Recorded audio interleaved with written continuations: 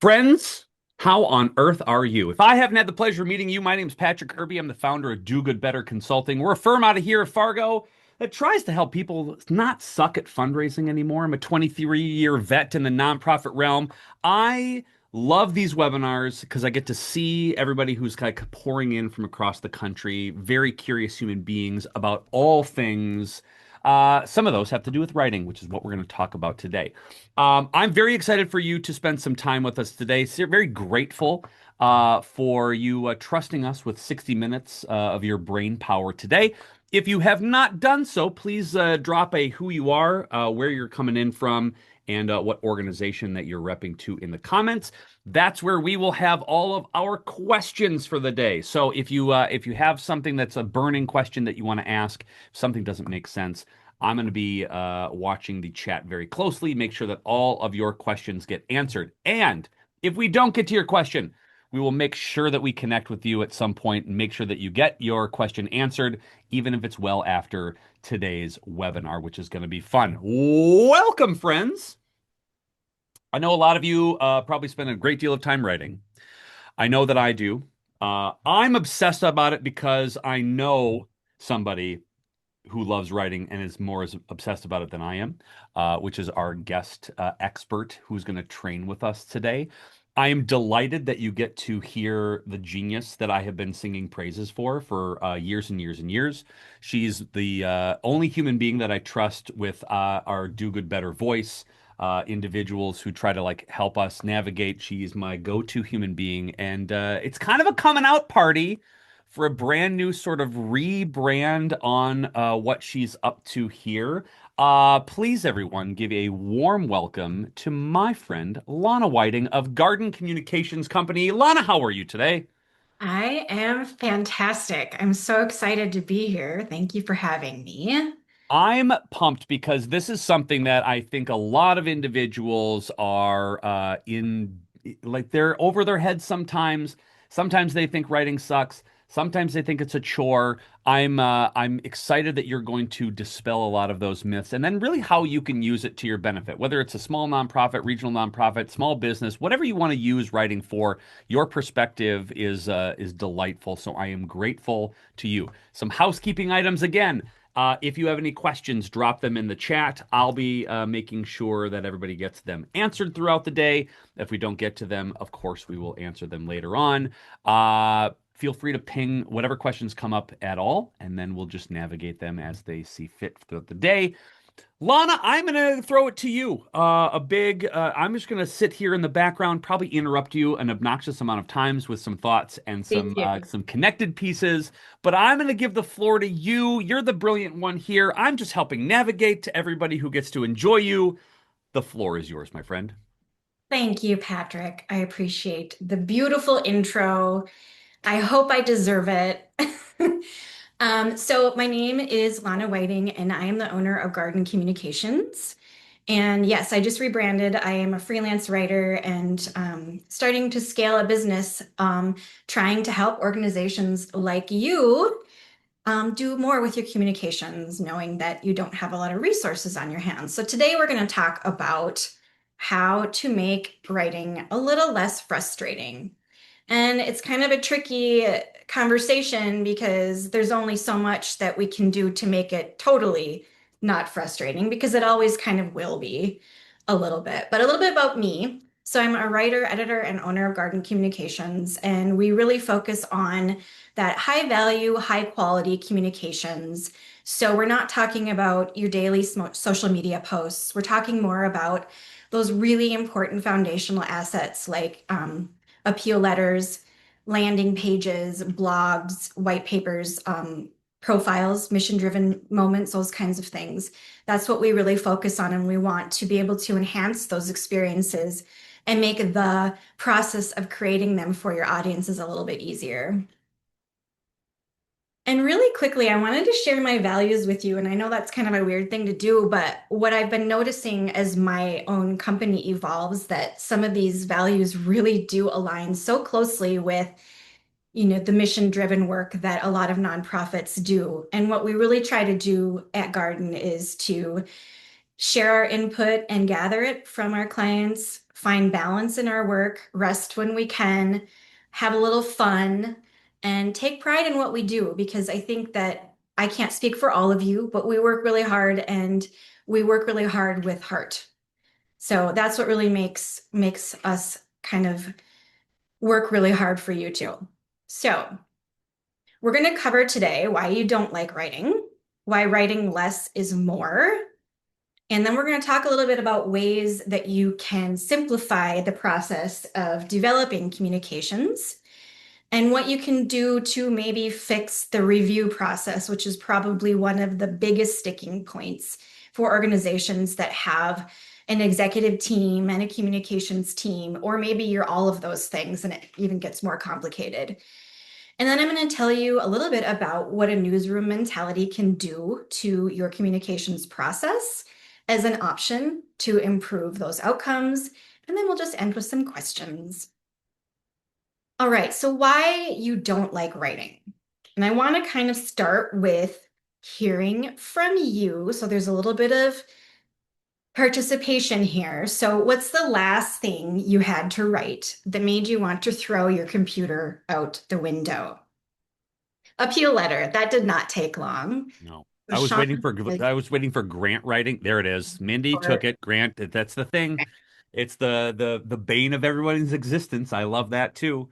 I'll give you mine, and it was trying to actually think of a blog to write. Like just the brain amount of work that it took to like make sense of a lot of stuff was a pain in the rear end as well. But these are great so far. Put them in the chat. newsletter. Yep. Lots of, yep. Grant narrative. Yeah, it can be overwhelming. And so then you've got all of that on your plate, plus all of the day in, day out work of the newsletters and tying it all together. It's just, it can be a lot. So please know that you are probably doing a very good job already. One of the main issues with writing nowadays is that we do have so many tactics to work in. You've got your newsletter, you've got your appeals, grants, social media, and I definitely know this is not an exhaustive list. So if there are any in here that I'm missing on tactics that you commonly have to write to, please add those in chat because I think those are really important to call out as well. But I think the biggest ones are the ones that you either listed already or that are on this list here. So, and even something fun like putting together an event can just cause huge headaches. And really, when it comes down to it, yes, it kind of does hurt your ego when you write something really important or something that you really like and you think is really strong, but then you take it back to your exec team and they're like, yeah, this needs work. Or you have somebody say to you, or maybe you're saying this to yourself, nobody cares about this. Nobody's going to listen to me. Why should anybody care about what I have to say or about what we have to say about our organization? And of course, that's kind of leads back to imposter syndrome. So don't become the sick guy in bed the moment that you get some feedback or you feel frustrated by the process. All of these things can be overcome. You just have to kind of know how to navigate it and clean up your work process a little bit. So, what other kind of emotions does writing bring up for you? When you think about all of the work that you have to do in writing, do you get frustrated? You know, the topic is being frustrated at writing, but are there other emotions that come up? Are you sad, angry, or do you just really like it? You know, all of those things can play into your output. Oh, satisfaction, excited when there's good news to share. Yeah. I love my job as a grant writer. I love that. I love that you love your job as a grant writer because it seems like nobody likes that. Is this interesting to others? Yeah, exactly. It's like, are they really going to pay attention? Does this matter as much to them as it does to me? Defeated when it's not sounding good to your standards. Yeah, yeah, it's tough. The ego piece of this too, where you put in a lot of work and then nobody likes any of it, and the vanity metrics that you determine whether that is like, oh my gosh, if nobody liked it, nobody has apparently read it, which is not necessarily true at all. The act of liking something is depressing. Like, oh man, I put a lot of work into that thing. Dang it. Yeah. And then where could that time have been better spent? And probably on the longer high value content. So yeah, it's rough. And we're not entirely sure who said this. It could have been Nathaniel Hawthorne or it could have been Maya Angelou. Easy reading is damn hard writing. And it's true, writing is a complicated discipline. And we do treat it like it's something everyone should be able to do. Um, and that's not necessarily the case either. So, why writing less is more? And this kind of gets into what you can do to create less frustration, to create feelings like you are achieving an emotion that's going to appeal to other people. But what's really nice about writing less means that you're going to be focusing on content that has a longer lifespan. So well-made content is often evergreen. And if you know what evergreen content is, that's anything that isn't tied to a date or isn't timely. So things like your mission moments, people profiles, anything that reflects your mission, those sorts of content is just gold for you because you can keep using it over the months, sometimes even years, depending on where your mission is and where your goals are. So whether you have a white paper, a blog post, or even a video, you can make those into other pieces of content and scale it a little bit easier than doing everything a little bit piecemeal. So what I like about this data from HubSpot, which is a content marketing expert, and they also have a platform if you're familiar, is they found in their research that evergreen blog posts account for only 10% of all content, yet generate 30% of total website traffic. And that's because people are just spending more time on that long form content. The high intent readers who come to that reading are probably going to be more valuable and more likely to donate or participate in your organization or volunteer. These are the people who are already invested in your work. So. Um, And so the value over volume, the other benefit about writing less to write more is that you are building a portfolio of assets, really honing in on high value, high quality pieces rather than many mediocre ones. Shows that you really care about your mission, you care about the story, you care about the people who are reading and interacting with the stories that you tell. So the other thing that's nice about focusing on less content is you do have time for refinement. You can edit, you can tweak the headline until it's absolutely perfect for SEO. You can do all of those things if you have a little bit more time. Does that also connect with, not only keeping you, I think the keeping you relevant thing is actually interesting, but it also makes you almost more of an expert because people are looking forward to your things, right? They're not bombarded by your same voice and similar sort of things that you're posting all the time. And they're like, oh my gosh, there's another thing that they wrote. There's another blog post about this. There's another. It's almost like when if you've got I know everybody here who's talking about writing has probably some sort of favorite author that they're always looking forward for the next book, right? So I will always try to figure out when George R. R. Martin's going to release another Winds of Winter book. Never going to happen. But if he did, I would spend all of my efforts trying to read that because the pace by which it is, so it's not every 4 hours he's releasing something too. There's an air of like I've taken my time, I'm now an expert with this sort of mentality, isn't there? Oh, absolutely. And you can tell in the writing too when you get a piece of really well-written subject matter expert written communications, it's almost reassuring. It adds this depth and new layer of information for your audience. And I would argue, as somebody who really obviously loves long form content, it is the foundation of everything else that you can do.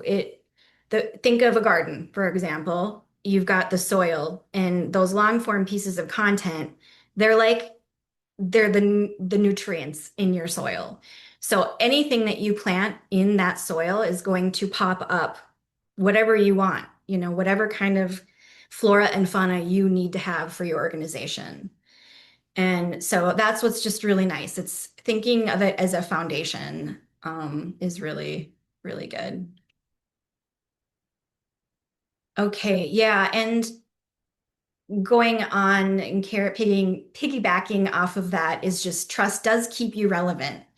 High quality content sticks longer in people's minds. It's much more memorable, which you think of like um, viral posts as being memorable, but they really aren't as memorable as something that is a longer takeaway for people.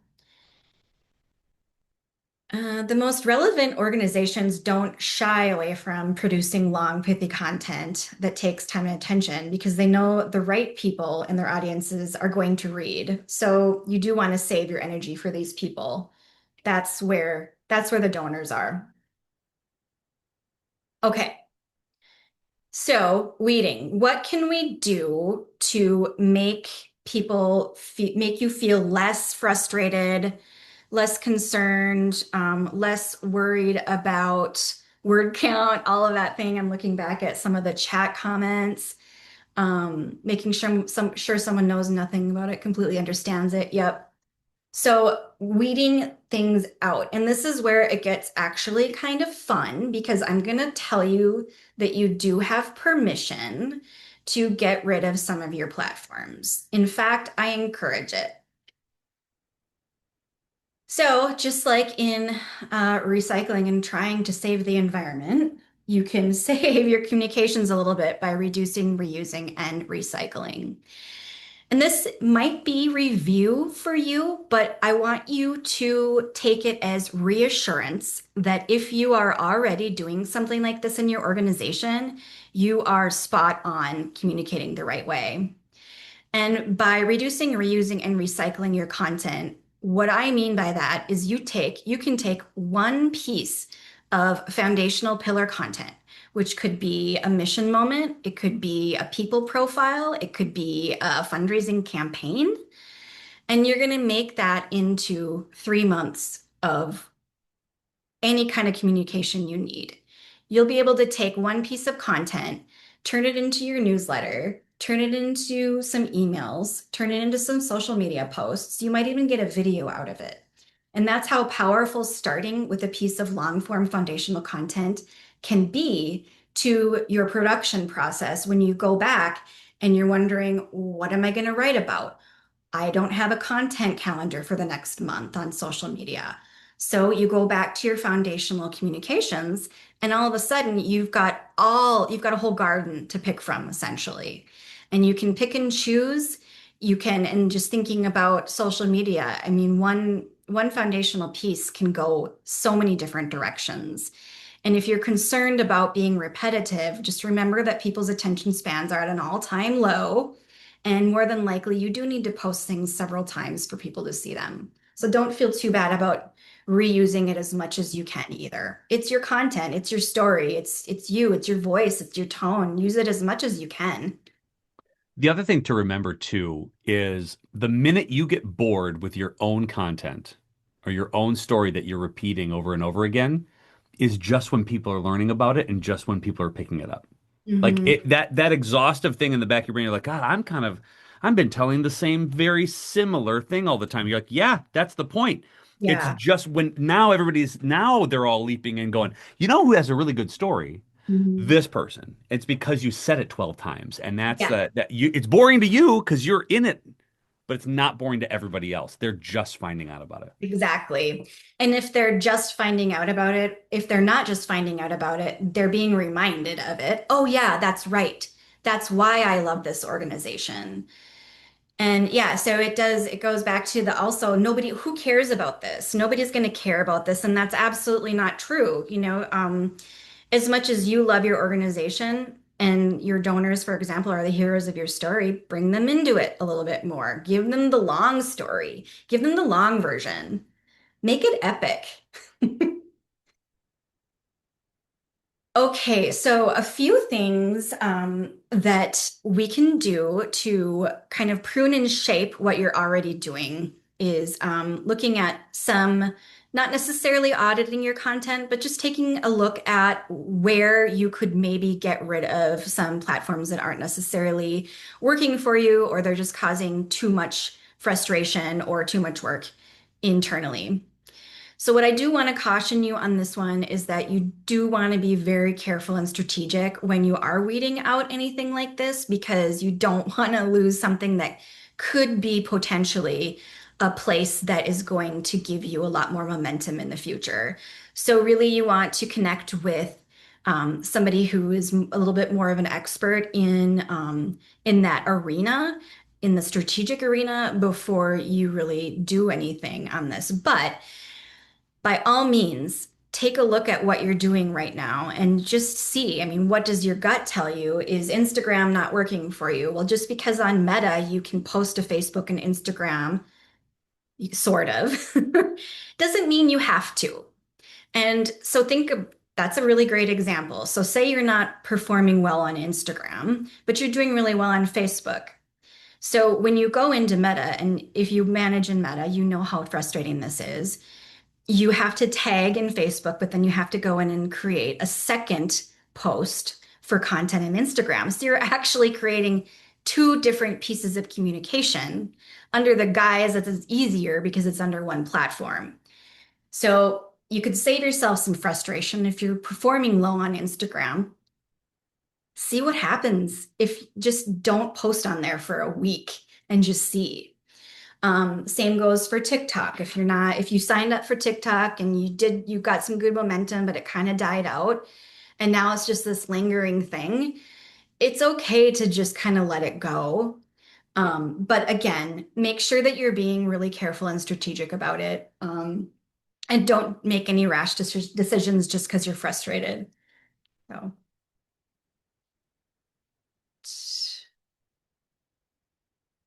okay. So scaling your social presence, what you want to look at if you are thinking about getting rid of some of the platforms that aren't performing for you is asking yourself some questions about your mission impact. So if the platform is driving donations, if it is driving anything, any interaction, you probably do want to keep it.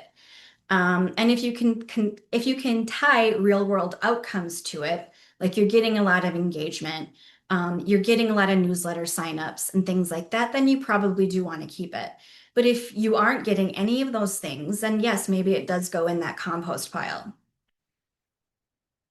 You can also look at how much time your staff is spending on some of this. Social media, I'm just beating up on social media today, but it's like the easiest thing for me to do. So, um, how much time are you spending? Are you duplicating efforts across platforms for very little ROI on that effort? These are things you can look at as well. And then relevance and engagement. Are people liking, sharing? Is there any engagement on the page? Sometimes there's maybe one or two likes and it comes from you. So just think about that and be very careful and strategic. Okay, mending the review process. Now this can be a fun topic because I don't know about you, but I've been writing and editing and doing this for almost 25 years. Group editing is killing me. Yeah, yeah, yeah. How to gently kill this process. Do we have to do it gently? So if you get frustrated with this process, I do have some options for you. They are solutions. Do they work for everybody all the time? No, I'm not going to lie to you, but it's worth experimenting. So the first thing that I like to do is start easy. So maybe it's just a gentle reminder to your exec team, or it's a message that comes from your exec team.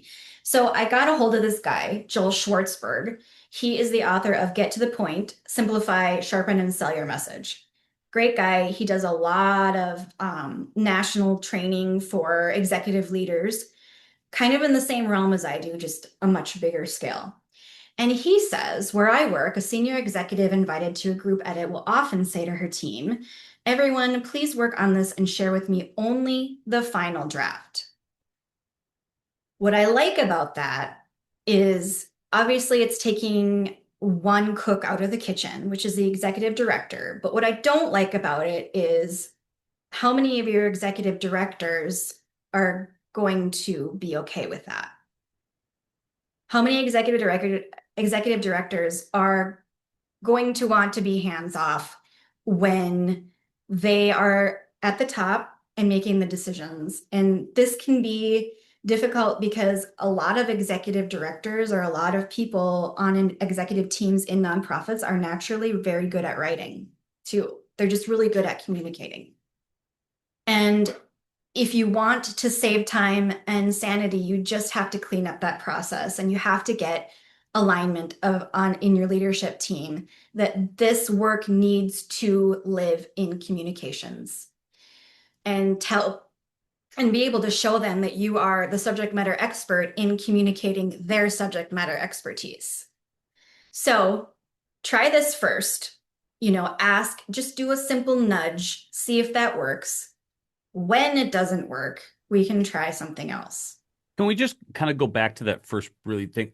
What's the communication look like to set the table? Because again, like Denise said, like mine might do that and slash the final paper, right? There's probably a series of alignment questions prior to you getting into a project to make sure that they have this trust or they have this understanding that you A, know what the hell you're doing, B, know that you're a really good writer. Right? So is there a process by which you want to just establish rapport?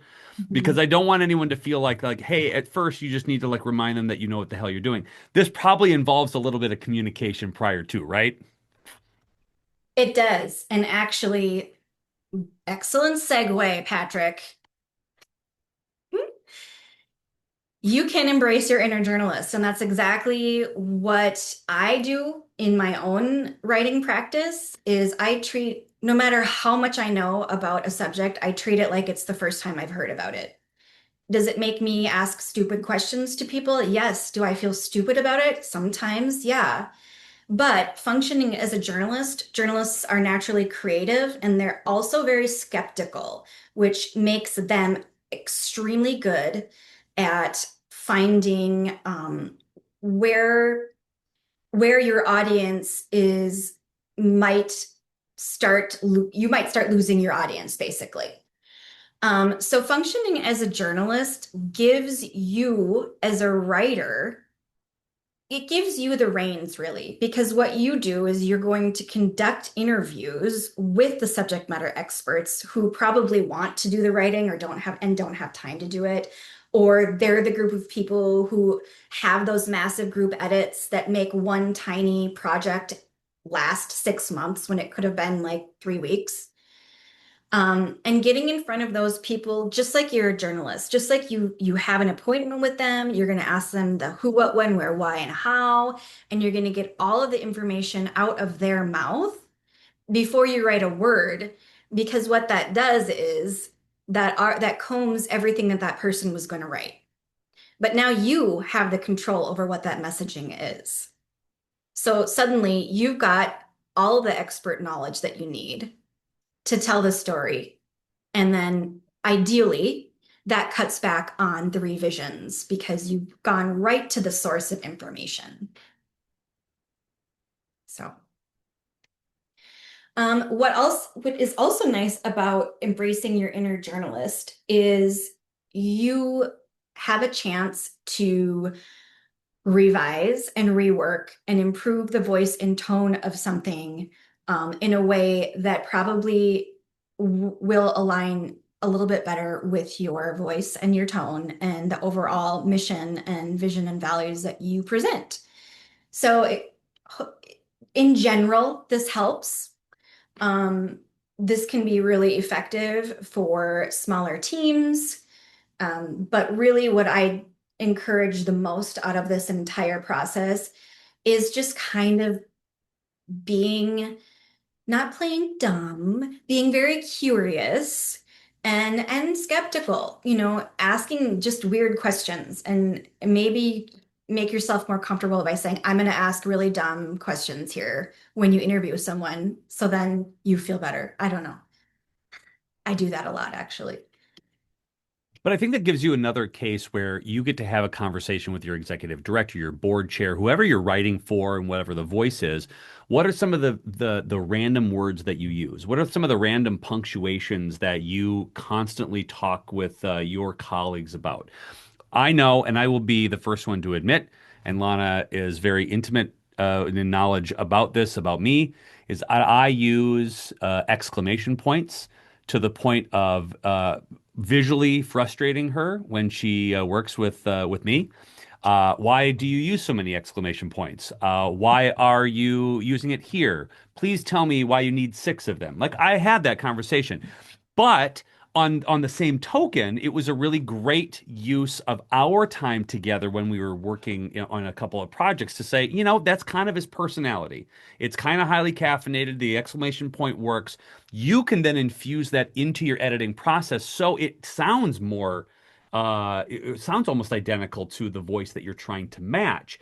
And they understand that you have been listening this entire time too. And I think that's the bond between a writer and the subject that you're sort of writing about, or the topic that is so much that's such a little secret to just making sure that you are paying attention to the idiosyncrasies of the person that you are writing about or have the voice with a little better. And I applaud you for that because I know you're really good at that, even though you fought me tooth and nail about all of my exclamation points. And now I love those exclamation points because you're exactly right. It's Patrick Kirby's voice. And do I like it? Would I do that for my own writing? Probably not, but that's okay because that just makes us different writers, right? So that personality is and that voice and style is really great. So excellent. Laura loves exclamation points. Kirsten gave us how many of them? 7. Thank you. How many exclamation marks are too many? I Never. don't None. know. None. The answer is none. None of them are too many. There's never enough. Though I did hear a quote one time, and I don't even know if it's true at this point. I've just used it. And I attribute it to Mark Twain. And he said using exclamation points is like laughing at your own joke, which by the way, I also do. So that also gives me enough street cred as the use of it. So I'm fine with it. I'm okay with it. It's fine. Yeah, I think that's a perfect. Marissa, that's the exact answer, Marissa. The limit does not exist. Yes. Yes to all of you. Look, the validation I'm having in the webinar chat here is so crucial to me sleeping better tonight. I just appreciate you all. Thank you. Uh, thanks, everybody. This next book that I'm editing will be great with exclamation points. Okay.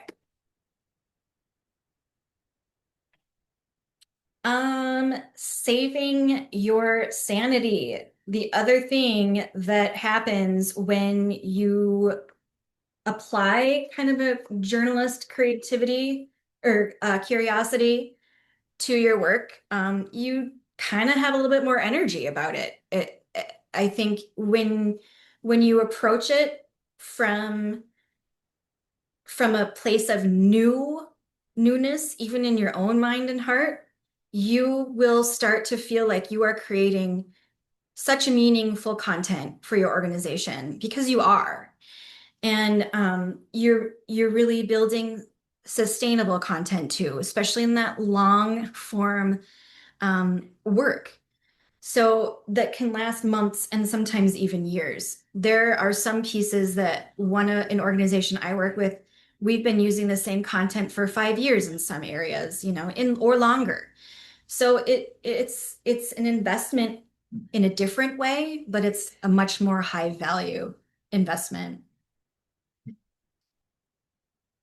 And so I do want to leave plenty of time for questions, but I want to reiterate that whether some of this was review for you or not, what I really want to encourage you to do is you don't have to love writing, but it doesn't have to be as frustrating as it is right now in your life. Employing a few little tips and tricks like skepticism and curiosity can be really helpful, not only for your review process, but just for the process of writing itself. Thoughtful is inspirational, and I think that that can be a really resonant message, especially for nonprofits that work from the heart all the time. And with that, pipe up or forever hold your peace. I think there are going to be some questions galore. I'm very excited about that. I want to share just two real quick things. I have a favorite thing that you talked about today that I just want to note, and I want to link it to fundraising too. While I'm babbling, uh, questions that you have, drop them in the comments or drop them in the chat. We want to make sure that you get your pieces here that get answered, right? So your seemingly unsolvable writing issues, let's talk about those today. Great. One of the things that I really, really loved about your content today here was that long form readers that develop the ones who read the long form over and over again, the most engaged readers will be your biggest and most amazing supporters in the fundraising realm. It means that they're the most aligned, they're the most engaged, and they're the ones you can come to and say, hey, listen, I have a couple of ideas I'd love to share with you, blah, blah, blah. They're the ones that are going to pick up the phone. They're going to be the ones that you can turn into sustainable donors because you've got sustainable content. And if I can make a very weird connection, bear with me. I don't apologize for this analogy, but I'm going to use it. Is when you go to a concert and you go see a band you've loved for a very long time. How many of you get frustrated when they play the new stuff that you don't know? Right? You want to hear the old hits. You want to sing along. And I think you've done such a wonderful job of phrasing it in a way where the repetitive good things that you do on a regular basis is exactly what everybody wants to hear. And if you don't think that, remember to the concert that you went to with your childhood, your childhood obsessive band, and they just are like, well, we're going to play something off our new album. You're like, ugh, no. That's you want to go back to the hits. And I think this is such a wonderful reminder that your content is king and queen forever and you can go back and do all those things. So this is just so good for you. I just love it so much. Thank you. Yes. All right, we got some questions coming in hot. Denise asks, how would you build a content library? Excellent question. There are many ways to build a content library. A lot of bigger organizations use marketing platforms to help them organize all of that. Smaller organizations usually build content libraries in their Google systems. Google Hmm. Cloud Drive systems are really good. You can build those there, and what you're trying to do is to archive what you've done, especially with that long form content, because over time you want to know exactly where you started so you can measure and track. And I kind of caution people from just relying on, well, I just posted this blog on WordPress, so that's my content library. And okay, that, yes, but you want to have a source of truth with everything that you do. It is part of kind of the ethical responsibility of writers to just have a good source of information that you can go back to. If there are any questions, you need to verify something or that kind of thing. So building a content library is really meant for you to have a really strong archive of content. I like that you used the term ethical because this is a very great question that's a follow-up to that is AI. How do you use that for writing? And I know it's a big to do in the writing world, it's a big to do in the editing world. What's your approach to using AI, this new super tool that we have at our disposal? Well, the short answer is it's a tool. Um, yeah, it's a tool that can be helpful, but usually is not. And why I say that is because anytime we input a request into AI for writing, you are getting essentially something, a very well-written piece, I'm sure, that would probably perform very well. Mhm. But the reason why it's performing well is because you are taking the style and the writing and the ideas of other people that's been collected in AI to help you tell your story. And so it's not as much about original content. It's not about the content that AI produces is bad because it's not. It's perfectly fine. But you sound exactly like the same five people Mhm. that made that type of writing popular. Can you evolve AI to make it sound more like your voice? Yes, to an extent. Will it help you? Yes, it might get you started. And so the way that I use AI in my own writing, and yes, I do use it, how I like to do it is I'll take a piece of foundational content, a blog, a white paper, and I will copy the whole thing in there and I'll say, make me a communications plan. Mm.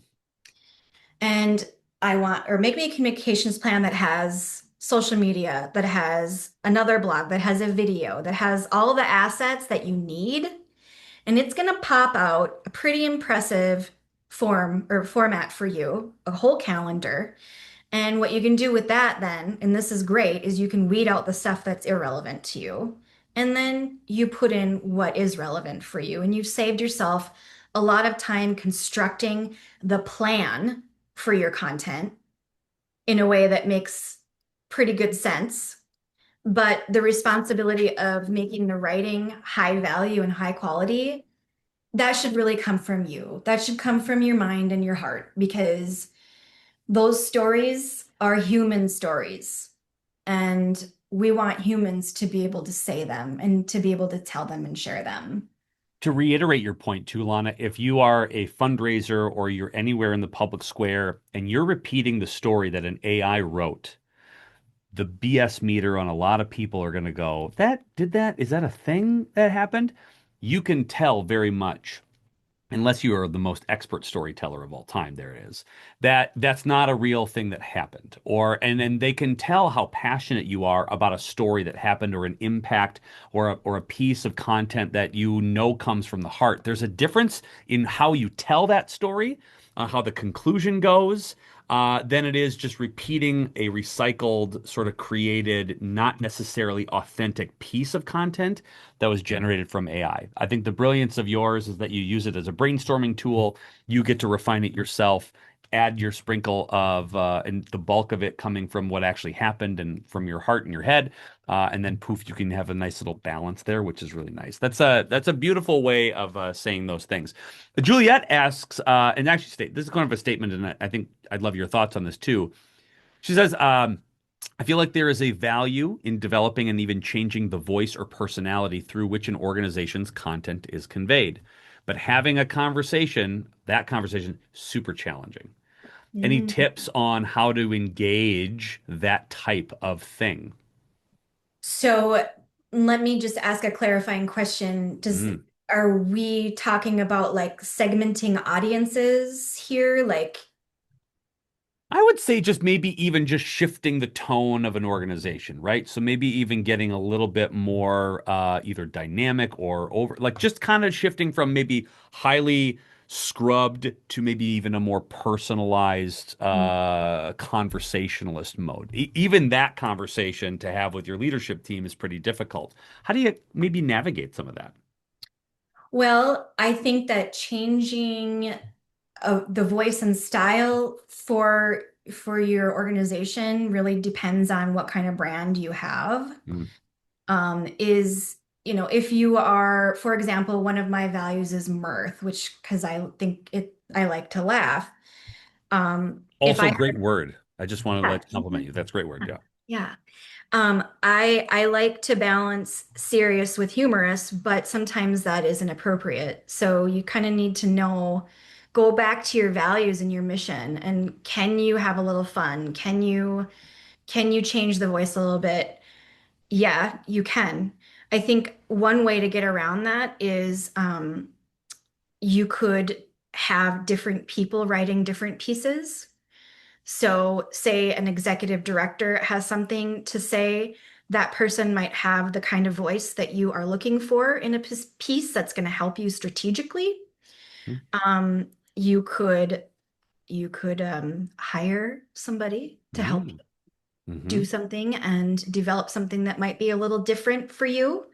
A good time to change the voice and tone of something would be for a fundraising campaign. Maybe you've done really fun ones in the past, but this year you're going to do a fancy gala. Mm-hmm. Yeah, you probably can play that up, the voice a little differently Yeah. in Yeah. that scenario. And I think that again, this every one of these questions, which is great, it gets you to have a conversation with your leadership team to get to know their voice a little bit better too. So I love the fact that you're asking this question, number one. Number two, the fact you're asking the question is going to get to an answer a heck of a lot quicker than just assuming or guessing. That's great. By the way, John, beautiful design, by the way. Everyone's complimenting you on your delightful slide deck. It looks delightful.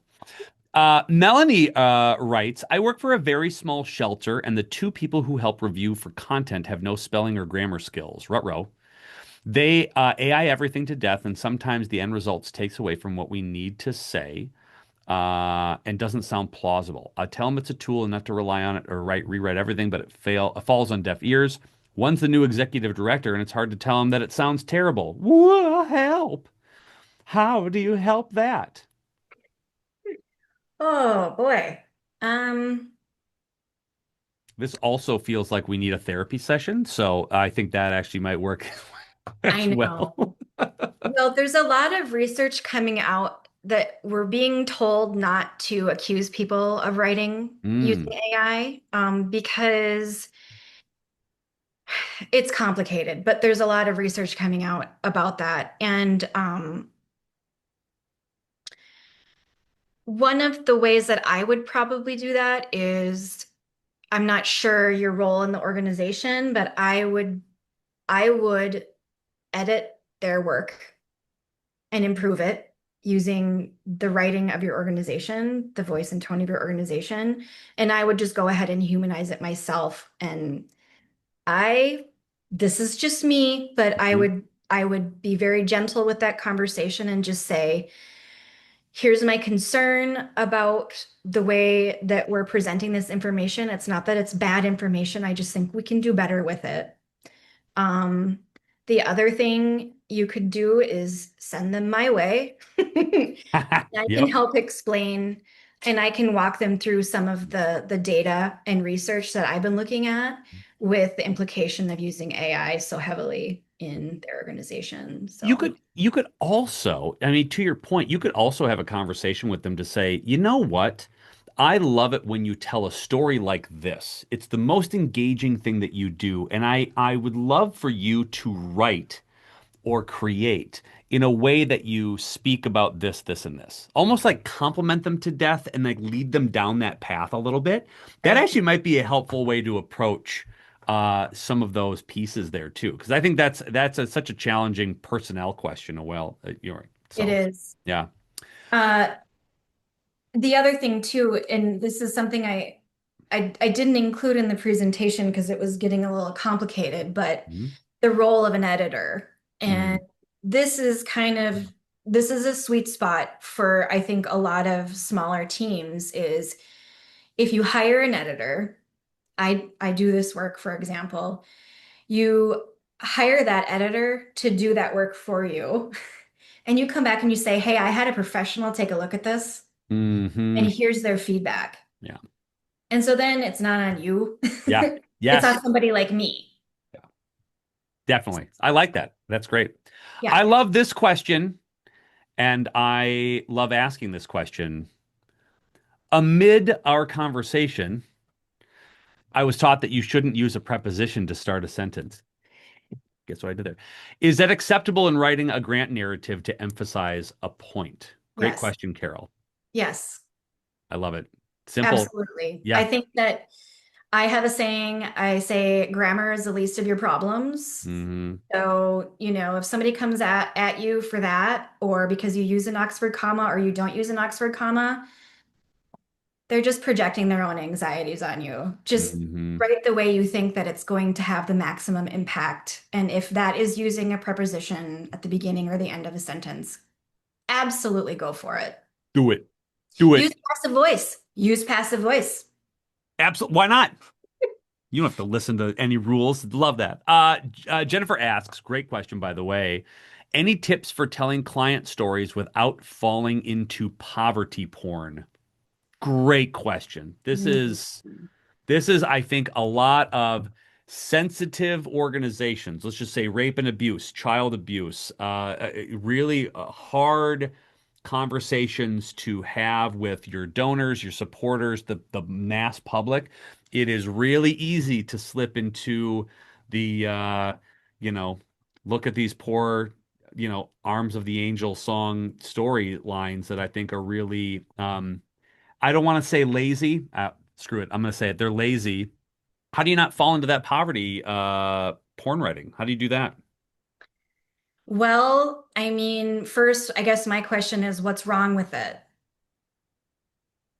What's wrong with sharing the story of the people that you help? Hmm. And I understand where that concern comes from.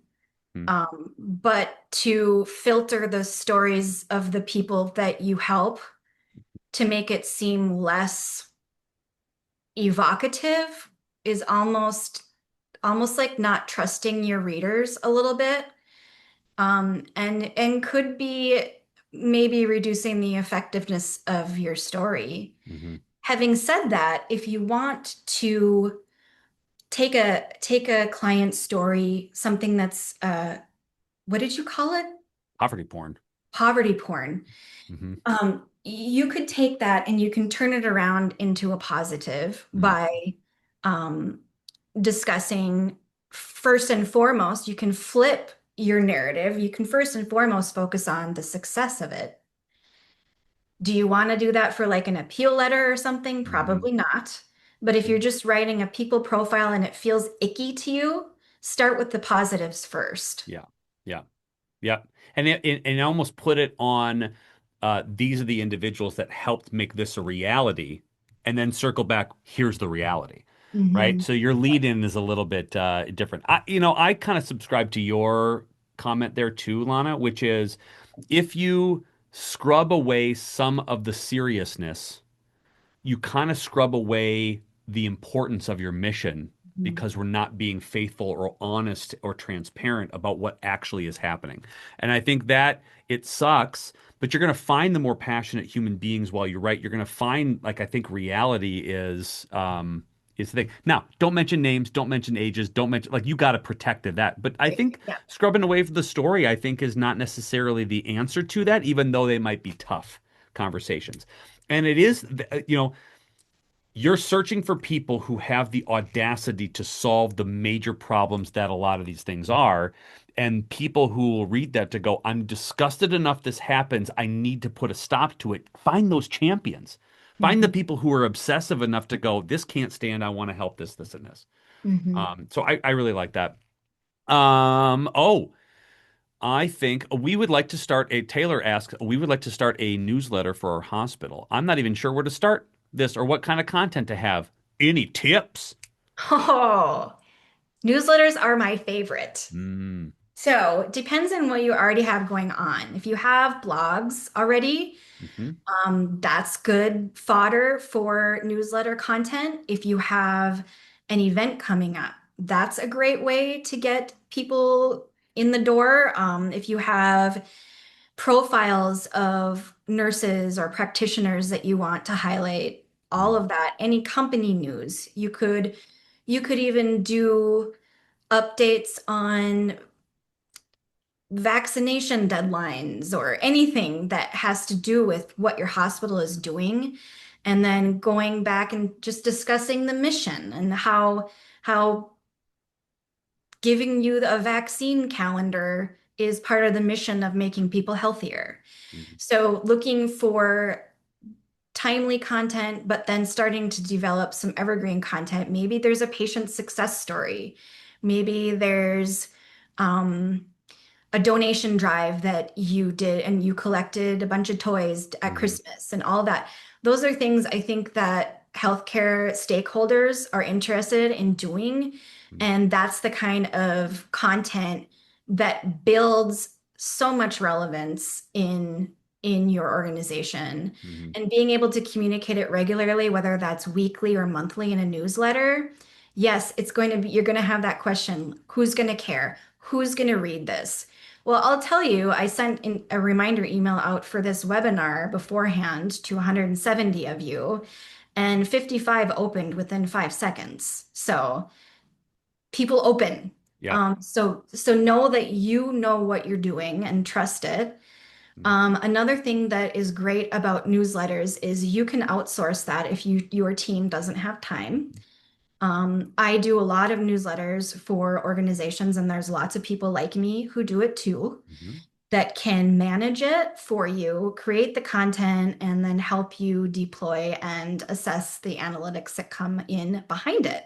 Hmm. It can be a really, really great way of keeping your audience in the conversation. Yep.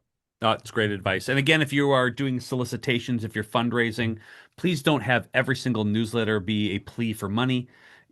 Balance your touch points with your, like, always make it available for individuals to donate. Hey, click here if you'd like to support, but please don't lead with everything like, oh God, we need money. Oh, please give us money. Oh God, because they're going to stop reading. It's not entertaining. It's not educational. It's not interesting. It just seems like, mundane. Rhythmically, I like even every 45 days or every 60 days to make an ask, something along those lines, and rhythmically make that. And in between, just have touch points of how awesome they are and what good things that you're doing. I think that's great. I know for a fact that lots of people are going to want to follow your awesomeness, Lana, the way that I follow you obsessively. Where on earth do people go to A, get a hold of you, to hire you, to be entertained and educated by you? Where do we go? How do we do this? Well, Oh, it's like you had that ready. I did. I almost forgot about it. So thanks for that. Hmm. Hmm. Um, you can find me on email at Lana at Garden Communications. My website is gardencommunications.com. You can find me on social media. I'm on Facebook a lot still because that I'm just that old now and I Yes. don't care. Nope. I'm on LinkedIn too, so you just search my name. I'm probably the only Lana Whiting in the world, so shouldn't be hard to find. Love it. Maybe not. I love But it. We will also send this out to everybody for a replay. Wonderful. There will be some links to all of Lana's socials in the description. We'll send that out as well. If you know somebody in this realm that this is pertains to, you're like, God, this person would be a better writer if they learned all these lessons. Send it to somebody else. Thank you so much for trusting us with your time. Thanks so much for your wonderful questions. By the way, there was a slew of amazing ones. amazing, amazing. Most importantly, Lana, thank you so much for sharing your awesomeness with us today. Please let everybody in the webinar, let everybody know. Come on, let's let Lana know how awesome she is. Say thank you, Lana, for being amazing. We'll be in touch. Thanks again for hanging out with us, everybody. You're the best. Lana, you're the best. Thanks, Everyone's the best. guys. Thank you And thank so you for much. those who are sending a lot of exclamation points in Yes, here. and all caps. All caps. All caps. Kind of yelling, but I love all those things. You're the best. Appreciate you, everybody. Hey, keep in touch. We're gonna probably do a lot more of these as well. So thank you, gang.